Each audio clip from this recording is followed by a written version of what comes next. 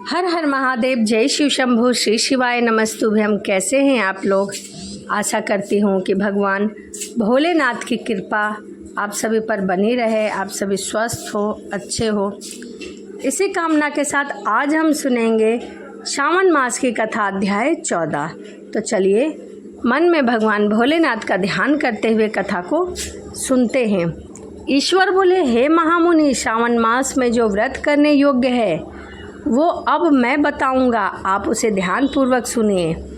चतुर्थी तिथि को एक बार भोजन करें और पंचमी को नक्त भोजन करें। स्वर्ण, चांदी, काष्ठ अथवा मिट्टी के 5 फनों वाला सुंदर नाग बनाकर नाग पंचमी को पूजा करें। द्वार के दोनों ओर गोबर से बड़े बड़े नाग बनाएं और शुभ कनेर, मालती, चमेली, चंपा के फूलों, अक्षतों से पूजा करें। उसके बाद ब्राह्मणों को धृत, मोदक तथा खीर का भोजन कराएं और इन सब नाग कुल के अधिपतियों को तथा इनकी माता कृंदु को हल्दी और चंदन से दीवार पर लिखकर फूलों आदि से इनकी भी पूजा करें।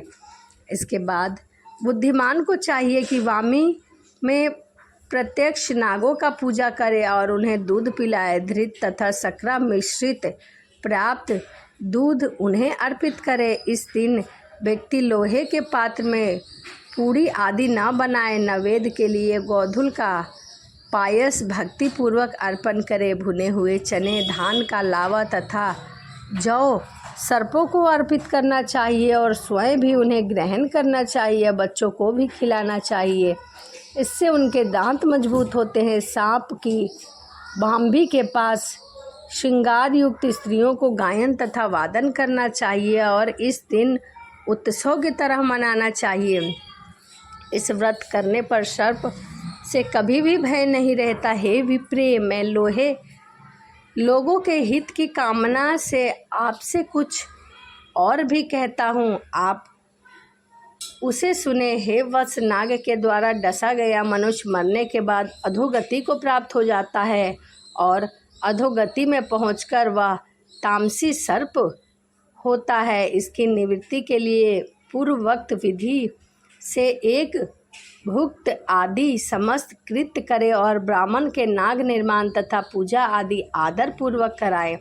इस प्रकार 12 मासों में प्रत्येक मास में शुक्ल पक्ष की पंचमी तिथि को इस प्रकार का अनुष्ठान करे और वर्ष के पूरा होने पर नागों के नियमित ब्राह्मणों तथा सन्यासियों को भोजन कराएं। किसी पुराण ज्ञाता ब्राह्मणों को रतन, जटिल, सुवर्णमय नाग तथा सभी उपसर्गों से युक्त तथा बछड़े सहित गौदान प्रदान करे। दान के समय सर्वव्यापी, सर्वगामी, सब कुछ प्रदान करने वाले अनंत नारायण का स्मरण करते हुए कहना चाहिए कि हे गोविंद, मेरे कुल में अगर कोई व्यक्ति सर्प डस से अधोगति प्राप्त हुए हो, वह मेरे द्वारा किए गए इस व्रत तथा दान से मुक्त हो जाए। ऐसा उच्चारण करके अक्षत युक्त तथा श्वेत चंदन मिश्रित जल वासुदेव के समक्ष भक्ति पूर्वक जल से छोड़ दें। हे मुनि, इस विधि के व्रत के करने पर उसके कुल में जो भी व्यक्ति सर्प के काटने से उसकी मृत्यु हो गई हो, भविष्य में वह पूर्व में मर चुका हो, वह सर्व स्वर्ग गति को प्राप्त होता है, उसका उद्धार होता है। जो लोग शुक्ल पक्ष की सभी पंचमियां तिथि को नक्त व्रत करके भक्ति संपन्न होकर पुष्प आदि उपहार से सौभाग्यशाली नागों का पूजा करते हैं, उनके घरों में मणियों की किरण से विभूषित अंगों वाले सर्प उन्हें अभय देने वाले होते हैं और उनके ऊपर प्रसन्न होते हैं। जो मनुष्य गृहदान का प्रतिग्रह करते हैं वे भी घोर यातना भोगकर अंत में सर्प योनि को प्राप्त होते हैं।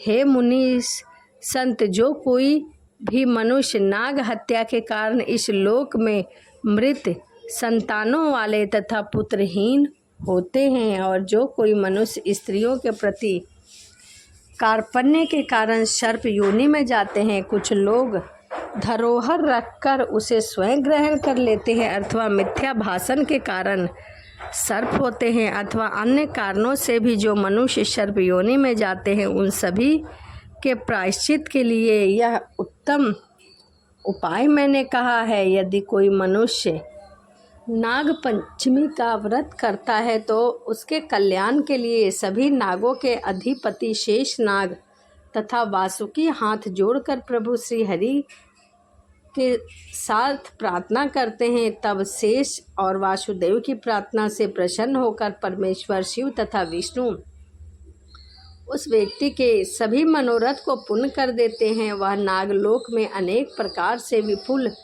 सुखों को भोगते हैं और बैकुंठ तथा कैलाश में जाकर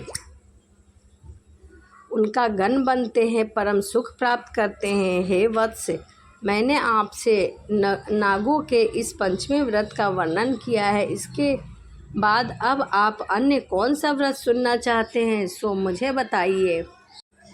इस प्रकार श्री स्कंद पुराण के अंतर्गत ईश्वरीय सनंत कुमार संवाद में श्रावण मास महात्म्य में नाग पंचमी व्रत कथा नामक 14वां अध्याय पूर्ण हुआ। तो सावन मास की कथा अध्याय 14 यहीं समाप्त होता है। तो चलिए वीडियो को यहीं समाप्त करते हैं और मिलते हैं अगली वीडियो में। हर हर महादेव, जय शिव शंभु, श्री शिवाय नमस्तुभ्यम।